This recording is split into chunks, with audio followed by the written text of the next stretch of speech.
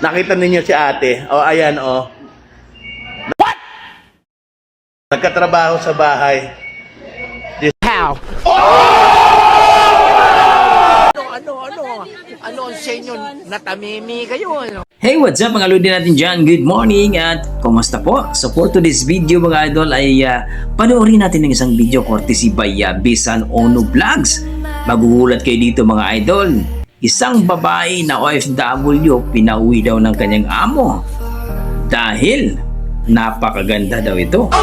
Wow!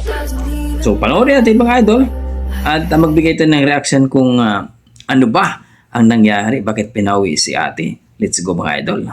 Pinagkakaguluhan at viral na ngayon sa social media ang isang video ni Kaagapay Kabong Concha matapos itong ipakita sa publiko ang isang distress OFW kasambahay na kakarating lang sa Pilipinas galing Riyadh, Saudi Arabia.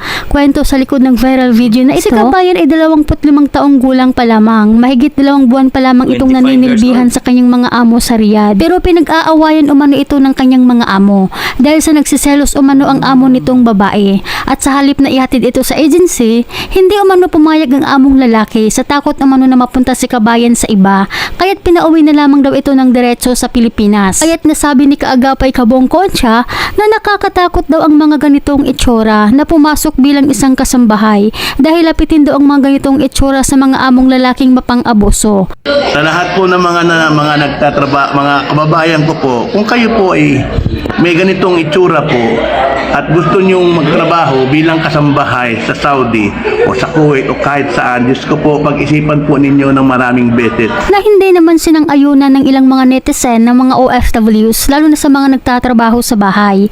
Ani sa kanilang mga komento, wala daw po sa itsura, kahit maganda basta hindi makate at hindi magpapapansin sa among lalaki. Agoy. Pwedeng walang mangyari sa'yo. Pero bago tayo magpatuloy, huwag kalimutan i-like. Yan nga mga idol, no? Marami naman pong mga babae at magaganda talaga na nagtatrabaho. Nagtrabaho po bilang isang kasambahay sa Riyadh, sa Saudi Arabia, pero pinauwi ng employer. Alam niyo na kung bakit po. Taga saan ka? Jensen po. Taga Jensen. Ilang taong ka na? 25. 25. First time mo mag-abroad? Taga Jensen. First time. First time. Ilang buwan ka lang sa amo mo? 2 months and 18 days. 2 months and 18 days. Tapos pinauwi ka na ng amo. Wala kang inaaway. Kasi yung tatay lapit ng lapit, tapos pumupunta sa kusina, kahit lumalabas ako, sumusunod din naman. Tapos, sabi niya, punta tayo magpalaro ng bata. Pagdating doon sa palaruan, yung mga bata, may bumabantay pala. Tapos, ako, dinadala niya ako, sabi niya, balik ka, punta tayo doon. Ganon. Di pala ako magbabantay ng bata, sinasabay niya ako kung saan siya. Oo, nakita mo? May gusto yung amo. Ate, tayo ka nga ate. Tayo ka nga ate, tayo ka. Nakita ninyo si ate. O, ayan o. Nagkatrabaho sa bahay. Diyos ko. Bukod doon, ano pa yung mga naranasan mo? Tapos yun, pag Well, mga idol, maganda naman din talaga. Pinauwi na ng amo. Opo, nababa. Oo, tatakot sa iyo. Maganda Siguro. naman talaga si ate mga idol. Pero marami pong mga OFW na magaganda na okay naman. So, depende na po yun sa tao mga idol. Ito po kasi, napakaganda talaga din at talagang nagustuhan siguro ng amo niya at nakita ng babae. So, medyo magsisilos talaga. So, instead na ipasa sa agency at hanapan na ibang amo, pinauwi na lang talaga ng among lalaki. Grabe. Pagkatrabahuhin mo sa bahay, Diyos ko, nakakatakot. Ani sa ilang mga komento ng mga OFWs, ang manyakis na amo walang pinipili yan, mapaganda o pangit.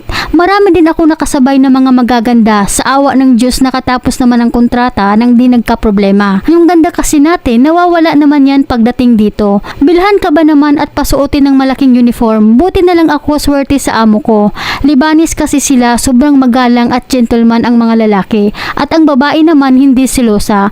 Pero nakadepende po din yan sa atin mga babae. Kailangan alamin natin ang ating limitasyon kung ano ang pinunta natin dito sa ibang bansa. Sa totoo lang, marami pong magaganda DH dito sa Middle East. Mas maganda pa kay Kabayan. Nasa maayos naman pong kalagayan. Hindi lang siya malamang sinuswerte sa amo. Wala namang kasi yan sa itsura ang magiging kapalaran mo as DH. Di lang talaga siya maswerte sa amo. Ikaw Kabayan, ano naman ang masasabi mo sa videong ito? Pakikomento ang inyong saloobin. Salamat at palagi po kayong mag-ingat. Yan po mga idol, no? Supportan po natin ng channel ni idol nating Bisan Ono Vlogs. At dito mga idol, no, nakita natin yung ating kabayan na pinauwi talaga. So, para sa akin naman mga idol, well, much better na nakauwi siya ng maayos, ligtas, dahil po karamihan po sa ating mga OFW na nakauwi ng hindi rin maganda. Pero dito kay kabayan, hopefully, no, gaya yung sinabi natin mga idol, kung hindi man siya sinuwerte ng mga amo, well, baka malay natin pagka mag-abroad siya uli ay suswertehin din siya.